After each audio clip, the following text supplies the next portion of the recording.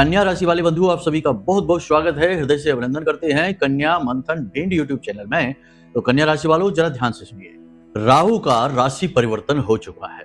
अब ऐसे में राहु आपको शुभ या अशुभ कैसे भी फल दे सकता है, यह तो समय ही बताएगा। समय समय पर हम आपको संकेत देते ही जाएंगे, मार्गदर्शन करते ही जाएंगे। लेकिन यह एक चीज इतनी शक्तिशाली है जिसे यदि आपने अपने पास रख लिया कुछ समय के लिए ही, तो राहु के साक्षात सकारात्मक परिणाम आप स्वयं अपने जीवन में महसूस करेंगे। बेहद ही गुप्त, बेहद ही शक्तिशाली और राहु को अत्यंत प्रिय है यह एक चीज।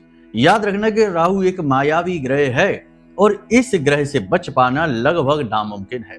यदि राहु आपके पीछे पड़ गया, इस राशि परिवर्तन का नकारात्मक प्रभाव आपके ऊपर पड़ा, तो अब ऐसे में आपको राहु को पॉजिटिव करना बेहद आवश्यक है। कुछ ऐसा चाहिए आपको जो आपका एक रक्षा कवच बनाए, राहु के अनुकूल प्रभावों को आपकी ओर आकर्षित करे और नकारात्मक प्रभाव राहु के या अन्य किसी ग्रह के आपकी ओर आ रहे हो उन्हें दूर भगाए। तो बस आज के इस कार्यक्रम में हम आपको इसी एक महाशक्तिशाली चीज के विषय में बताएंगे जो बहुत ही सस्ती है, बिल्कुल फ्री है, ना के बराबर है।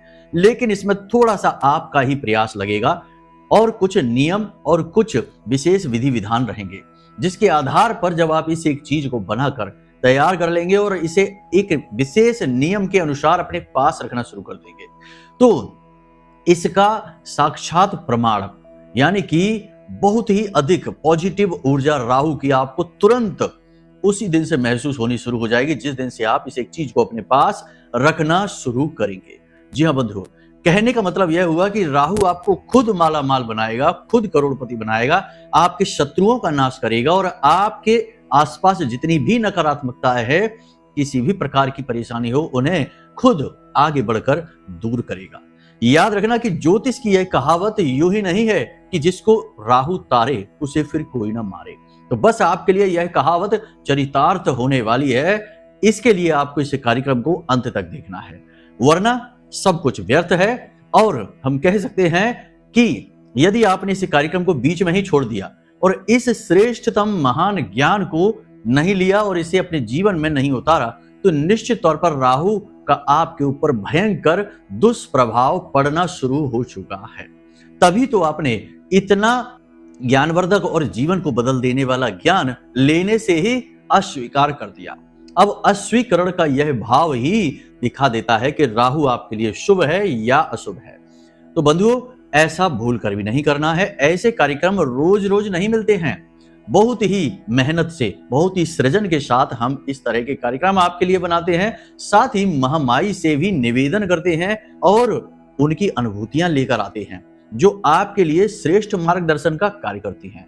इस कार्यक्रम में हम सबसे पहले आपको बताएंगे 7 बड़ी भविष्यवाणियां जो अगले 3 से 5 दिनों में आपके जीवन में घटित होने वाली हैं। कुछ पॉजिटिव रहेंगी, कुछ नेगेटिव रहेंगी और उम्मीद हमने यह की है कि जिस हिसाब से हमने ज्योतिषी आकलन किया है, महामाई से निवेदन किया है और उनकी अनुभूतियां हमने स्वयं अनुभव की हैं, उसके आधार पर कम से कम 80% तो आपके जीवन पर फिट होंगी ये भविष्यवाणियां।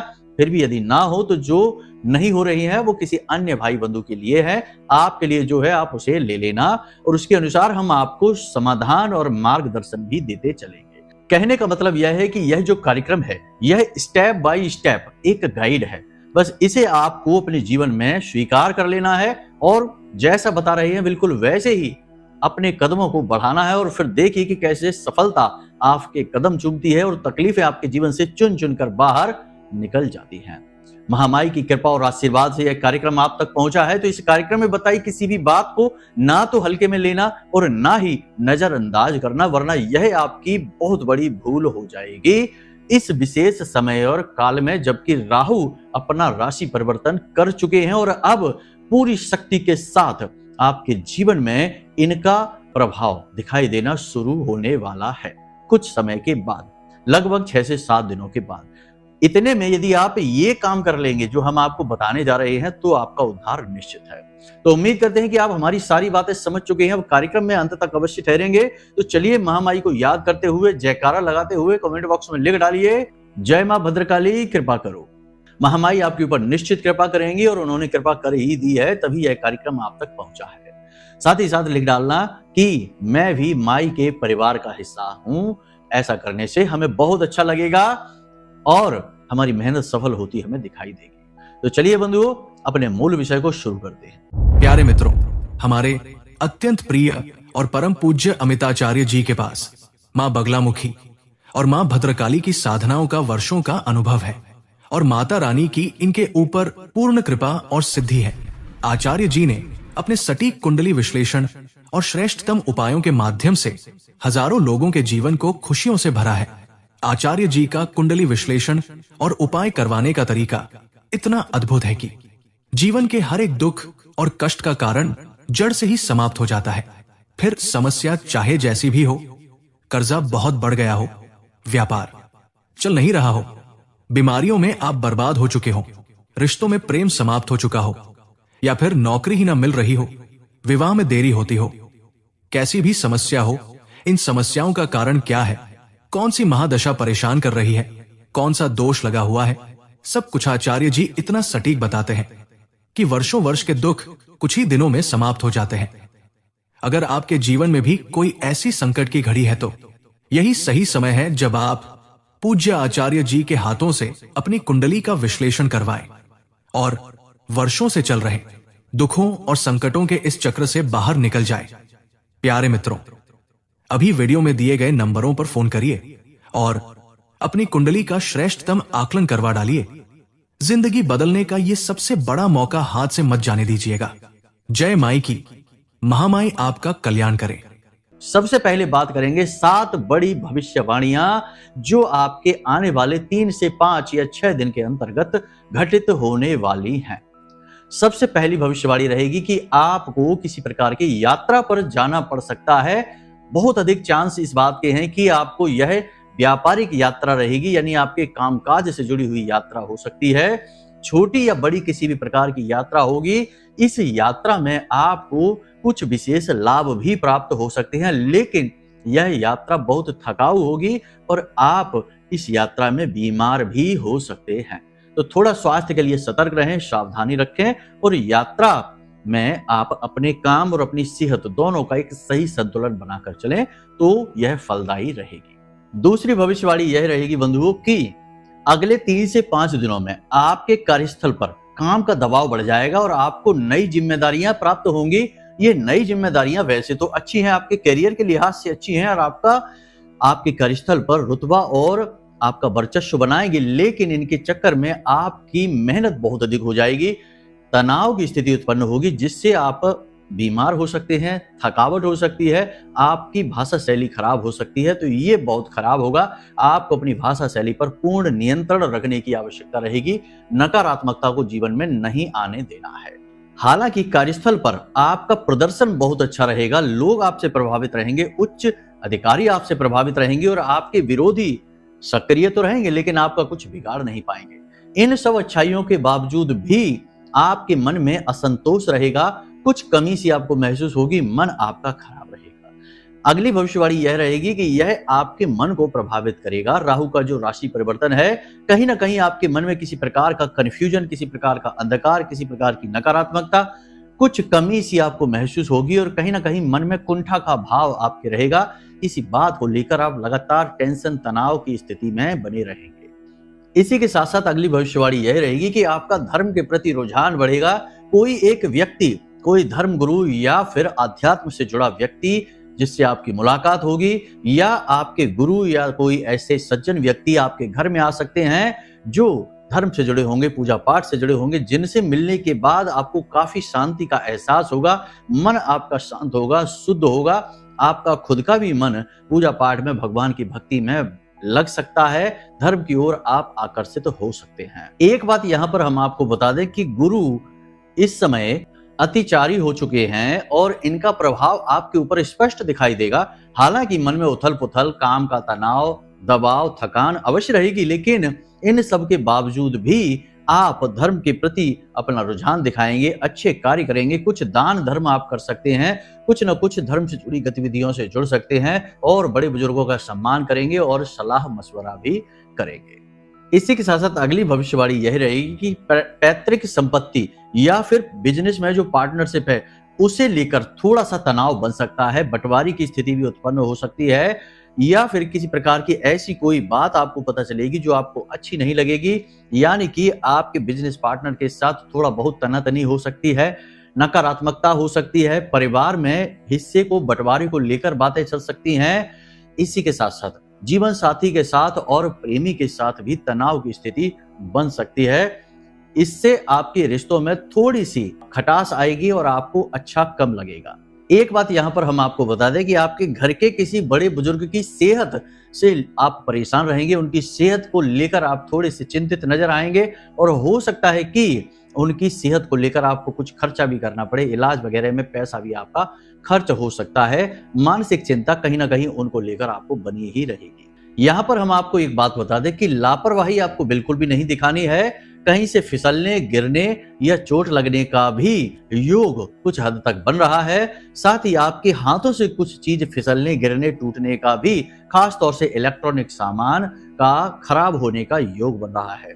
कोई व्यक्ति आपसे किसी प्रकार की मदद मांग सकता है, पैसे की उधारी मांग सकता है। आपको ऐसे में पैसे की मदद किसी की भी नहीं करनी है, कैश आपको किसी को नहीं देना है, उधारी वगैरह बिल्कुल नहीं देनी है, वरना आपका पैसा अटकेगा। और सबसे बड़ी बात कि आपको जितना हो सके उतना योग, प्राणायाम और अध्यात्म की ओर अपनी रुचि को बढ़ाना होगा, नकारात्मक चीजों से दूर रहना होगा। इस समय आपको इसी की आवश्यकता है। देखिए, जिस समय जिस चीज की अधिक आवश्यकता होती है उस पर ज्यादा फोकस करना पड़ता है। आपके जीवन में अभी उथल पुथल शांत नहीं हुई है, नकारात्मकता कम नहीं हुई है, तो ऐसे में आपको ध्यान करना, ईश्वर का नाम लेना, भगवान की भक्ति करना, भगवान के भजन सुनना, पूजा पाठ करना बहुत अधिक शांति देगा और इसी की आपको आवश्यकता है। हो सके तो भोलेनाथ के मंदिर चले जाएं और शिवलिंग पर कच्चा दूध चढ़ा दें और थोड़े से चावल चढ़ा दें और वहीं बैठकर पंचाक्षरी मंत्र का एकाध माला जाप कर लें, या यूं ही जाप कर लें बिना माला के ही 10-15 मिनट के लिए जाप कर लें। इससे आपको बहुत असीम शांति का एहसास होगा। देखिए, यह उथल पुथल का समय है, ग्रहों के अनुसार नकारात्मकता का समय है, तो ऐसे में आपको सावधान तो रहना ही होगा और अपना विशेष ख्याल रखना होगा, वरना सेहत से तो आप परेशान होंगे ही, आपको अपनी जेब से भी परेशान होना पड़ेगा। यानी कोई ना कोई आपको परेशान करेगा, चूना लगा देगा, पैसे आपके ले जाएगा, और या फिर आपका कोई कीमती सामान चोरी हो सकता है, गिर सकता है, खो सकता है। तो आपको हर तरफ से सतर्क रहने का यह समय है, धर्म से जुड़ने का यह समय है और अपने आप को समझने का समय है कि आपका मन क्या कहता है, आपके अंदर क्या चल रहा है, इसी समझने का समय है। दुनियादारी को इस समय छोड़ दीजिए, अपने ऊपर ध्यान दीजिए और अपने काम से काम रखिए और अपने ऊपर एकाग्रता रखिए। दुनिया की हलचल और दुनिया की बातों से किसका भला हुआ है जो आपका हो जाएगा। यह सब हम आपसे इसलिए कह रहे हैं कि इस समय आपको अपने मन पर नियंत्रण रखने की बहुत अधिक आवश्यकता रहेगी। तो ये सारी बातें हमने आपको बता दी आने वाले समय की। इनमें से बहुत सारी बातें आपके जीवन में मैच होने वाली हैं, तो उनके बारे में सावधान रहना। सबसे अच्छी चीज यह रहेगी कि आप जब इस कार्यक्रम को देख रहे हैं उसी दिन या उसके अगले दिन एक घड़ी, यानी कि काले रंग की घड़ी आप खरीदें, नीले रंग की भी खरीद सकते हैं, दीवार पर लगाने वाली घड़ी की बात हम कर रहे हैं। इस घड़ी को खरीदें और जाकर मंदिर में दान अवश्य कर दें। यह बहुत ही जरूरी है आपके लिए। ऐसे में राहु नकारात्मक जो अगर होगा भी तो सकारात्मक हो जाएगा। पहला काम तो आप यही कर लें। उसके बाद आपको बताते हैं हम इस एक चीज के बारे में। देखिए, कोई भी यंत्र जो होता है वह किसी भी विशेष दिव्य शक्ति का सूचक होता है, उस दिव्य शक्ति का केंद्र होता है और केंद्र में सबसे अधिक ऊर्जा होती है। अब वह ऊर्जा पॉजिटिव है या नेगेटिव है, यह तो आपके अपने आचरण और भाव पर निर्भर करता है। तो इसीलिए हमारे ऋषि मुनियों ने, संत महात्माओं ने अपने आध्यात्मिक अनुभवों के आधार पर हर दैवी शक्ति के कुछ विशेष यंत्र बनाए हैं। जैसे आपने कुछ सुने ही होंगे, जैसे कुबेर यंत्र होता है, माता लक्ष्मी का श्री यंत्र होता है। लोग इनके बारे में जानते हैं और इन्हें पूजते भी हैं। इसी प्रकार हम आज आपको बताने जा रहे हैं राहु के विशेष यंत्र के विषय में। बड़ा ही सरल है यह यंत्र, लेकिन इसका प्रयोग करना कैसे है इसे जानना बहुत आवश्यक है और फिर इससे लाभ बहुत अधिक मिलते हैं। उन लाभों को प्राप्त करने के लिए विधि विधान को अच्छी तरह से समझ लेना। कुछ चीजों का आप ध्यान रखिए। राहु काले और नीले रंग का सूचक है, इसलिए राहु का यंत्र बनाने के लिए इसी प्रकार की स्याही या कलम की आवश्यकता रहेगी। कैसे बनाएंगे इस यंत्र को, तो आपको 3-4 चीजें चाहिए। पहला तो आपको भोजपत्र चाहिए। भोजपत्र का एक कागज आता है, वह चाहिए। उसके बाद आपको अष्टगंध की स्याही चाहिए और अनार की कलम चाहिए। उसके बाद आपको थोड़ी सी कालिख, कोयला चाहिए। जिस स्याही का आप प्रयोग करेंगे उसी स्याही में उस कोयले को भी आपको घोल लेना है। लकड़ी का कोयला हो सकता है या किसी भी प्रकार की कालिख हो सकती है, वह आपको उस स्याही में घोल लेनी है। अब आपको इस यंत्र को कैसे बनाना है जरा ध्यान से समझिए। तो इस यंत्र को बनाने के लिए आपको भोजपत्र पर एक चौकोर बॉक्स जैसा बना लेना है और इस बॉक्स को 9 खंड में बांट लेना है लाइन खींचकर। तो आपको यह चित्र आपके मोबाइल की स्क्रीन पर भी दिखाई दे रहा होगा। इसी चित्र के अनुसार इसे खंड में बांट लेंगे। हर एक खंड में एक विशेष अंक है जो राहु की ऊर्जा को केंद्रित करता है। तो इसी प्रकार इन अंकों को भी आप लिख लें, जैसे कि वे आपको वीडियो में दिखाए गए चित्र में दिखाई दे रहे हैं। जैसे कि ध्यान से समझिए, ऊपर आपको लिखना है 13, फिर 8, फिर 15, उसके नीचे 14, 12 और 10 और उसके नीचे 9, 16 और 11। ये अंक जो है वो राहु की ऊर्जा को केंद्रित कर रहे हैं। उसके ऊपर यानी यंत्र के ऊपर राहु का बीज मंत्र आपको लिख देना है, यानी ओम रांग राहवे नमः। और उस यंत्र के नीचे भी आपको यही मंत्र लिख देना है, ओम रांग राहवे नमः। इस प्रकार आपका यह यंत्र निर्मित होता है। अब इस यंत्र को आपको किस प्रकार प्रयोग करना है, अभिमंत्रित करना है, इसे भी ध्यान से समझ लीजिए। तो इसके लिए आपको सुबह सुबह सोमवार के दिन भोलेनाथ के मंदिर जाना होगा। भोलेनाथ के मंदिर में ही राहु यंत्र पूरी तरह से एक्टिवेट होगा, यानी जागृत होगा। शिवलिंग के पास, यानी कि भगवान शिव से राहु का बहुत ही गहरा नाता होता है। कहानी बहुत लंबी है, किसी अन्य कार्यक्रम में आपको सुनाएंगे कि किस प्रकार राहु सीधे सीधे शिव से यानी भोलेनाथ से जुड़ा हुआ है। फिलहाल आपको हम विधि बताते हैं। तो आपको सुबह सुबह भोलेनाथ के पास जाना है, यानी कि शिव मंदिर में जाना है। और जैसे आप विशेष विधि विधान के साथ भोलेनाथ की पूजा पाठ करते हैं, उसी प्रकार से उनकी पूजा करिए, यानी कि जल अभिषेक वगैरह, बेलपत्र वगैरह आप करिए। उसके बाद आप ओम नमः शिवाय पंचाक्षरी मंत्र का 10 से 15 मिनट जाप करिए। उसके बाद आपको ये जो यंत्र है जो आपने बनाए हैं, 2 यंत्र आपको बनाने हैं, असल में एक नहीं बनाना है, ये हम बताना आपको भूल गए। तो आपने 2 यंत्र जो बनाए हैं, इन्हें आप किसी काले रंग के कागज में या नीले रंग के कागज के बीचों बीच, यानी कि नीचे नीले रंग का कागज, ऊपर नीले रंग का कागज और बीच में ये यंत्र है, इस प्रकार दबाकर सीधा रखना है, टेढ़ा मेढ़ा नहीं। और यंत्र का आकार बहुत बड़ा नहीं करना है, छोटा सा ही आकार आप करें। तो बीच में इसे रखना है। ऐसे दोनों यंत्रों को आप रखकर लेकर जाएं किसी प्लेट में। प्लेट स्टील की होनी चाहिए, ये ध्यान रखना आप, क्योंकि यह शनि का सूचक होगा। तो आप प्लेट में इन यंत्रों को लेकर जाएं, एक के ऊपर एक भी रख सकते हैं। अब जब आपने पंचाक्षरी मंत्र का जाप कर लिया, उसके बाद इन यंत्रों को आप भगवान भोलेनाथ के शिवलिंग के ऊपर रख देंगे प्लेट के सहित। और भोलेनाथ से प्रार्थना करेंगे कि हे प्रभु, राहु से जुड़ी जो भी समस्याएं हमारे जीवन में हो, इन समस्याओं को आप दूर करने में हमारी मदद करो और राहु के नकारात्मक प्रभाव हमसे दूर करो। इस प्रकार भोलेनाथ से आपको आज्ञा लेनी है, निवेदन करना है। अब इस क्रिया को आप वहीं छोड़ दीजिए, यानी कि इस प्लेट को लेकर आप सीधे अपने घर आ जाइए।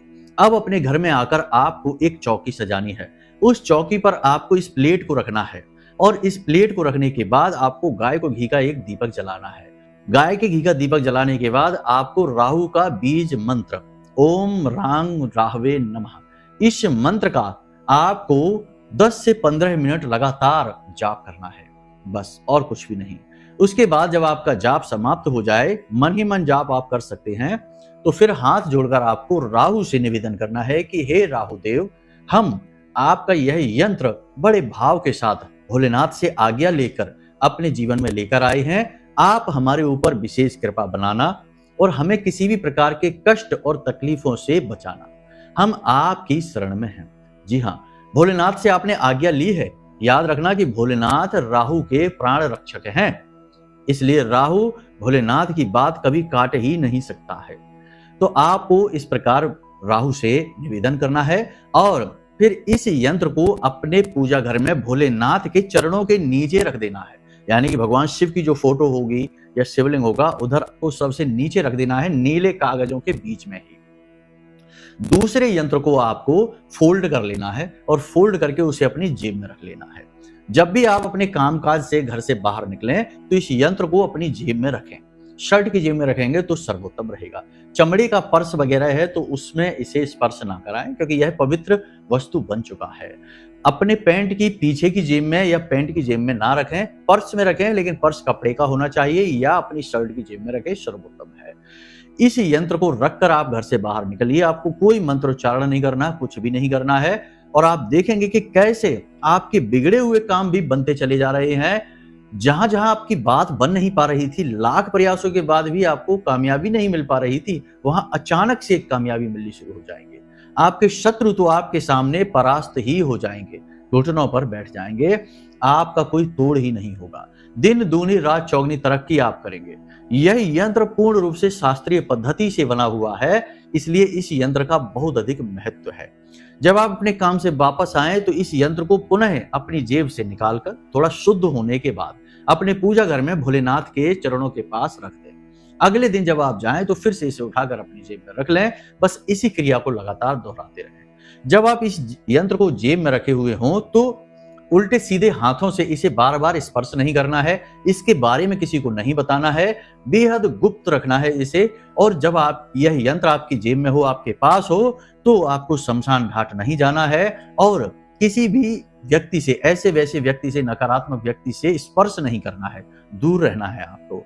और बस जुआ, शराब, सट्टेबाजी, मांसाहार आदि से दूर रहना है, साधारण जीवन जीना है और मेहनत करनी है। और भगवान से निवेदन करना है कि भगवान, आपने जो हमें मार्गदर्शन दिया है, जो हमने प्रयोग किया है, इस प्रयोग में हमें आप सफलता दिलाइए, हम आपकी शरण में। और देखिए फिर कैसे आपके काम बनने शुरू हो जाते हैं। इस प्रयोग को एक बार करके अवश्य देखना, फिर इसके जो भी लाभ हैं आपको वो हमें कमेंट करके अवश्य बताना। लाभ इसीलिए कह रहे हैं क्योंकि लाभ ही होंगे, हानि तो हम कह ही नहीं सकते, क्योंकि हानि इसकी कभी हुई ही नहीं आज तक। जिसको बताया, जिसको बनवाया, उसे केवल लाभ ही हुए। हाँ, ये हो सकता है कि लाभ थोड़े कम या फिर ज्यादा, ये आपके कर्म पर निर्भर करेगा, आपकी क्रिया शक्ति पर निर्भर करेगा। उम्मीद है आपने सारी बातें समझ ली हैं। अब आप इन बातों को अपने जीवन में उतारेंगे और खुशियां अपने जीवन में खुद खींच कर लेकर आएंगे। याद रखना कि आपके कर्म ही आपको सुखी बनाएंगे। हमारा काम तो केवल मार्गदर्शन देना है, मार्गदर्शन हम देते रहेंगे, आप बस चलते चलिए, सफलता आपका इंतजार कर रही है। उम्मीद करते हैं आपको सारी बातें समझ में आ गई हैं। फिर भी यदि कोई प्रश्न मन में उठे तो आपको हमने नंबर वीडियो में दे रखा है, इन नंबरों पर फोन करिए, प्रश्नों के जवाब लीजिए। कुंडली विश्लेषण कराना है तो कुंडली विश्लेषण करा लीजिए, सारी जानकारी हम आपको दे देंगे, उपाय दे देंगे, आपके जीवन में खुशियां आ जाएंगी। चलिए बंधु, आज के इस कार्यक्रम को यहीं विराम देते हैं। हमेशा हंसते रहिए, मुस्कुराते रहिए, सकारात्मक रहिए, महामाई पर अपनी आस्था और विश्वास बनाकर रखिए, क्योंकि आपका उद्धार तो वहीं से होना है। तो प्रेम से बोलिए जय माई की। हमारे प्रिय और परम पूज्य आचार्य जी ने अपनी साधनाओं के अनुभवों पर आधारित शक्तिशाली उपाय और क्रियाओं के माध्यम से हजारों लोगों के जीवन को पूरी तरह से बदला है। आचार्य जी के द्वारा बताया गया हर एक उपाय इतना सटीक और कारगर होता है कि जो भी इसे पूरे भाव के साथ कर लेता है, उसे साक्षात महामाई की कृपा और आशीर्वाद प्राप्त हो जाती है। इसलिए निसंकोच इन उपायों को पूरे भाव के साथ करिए, आपका कल्याण होगा। जय माई की।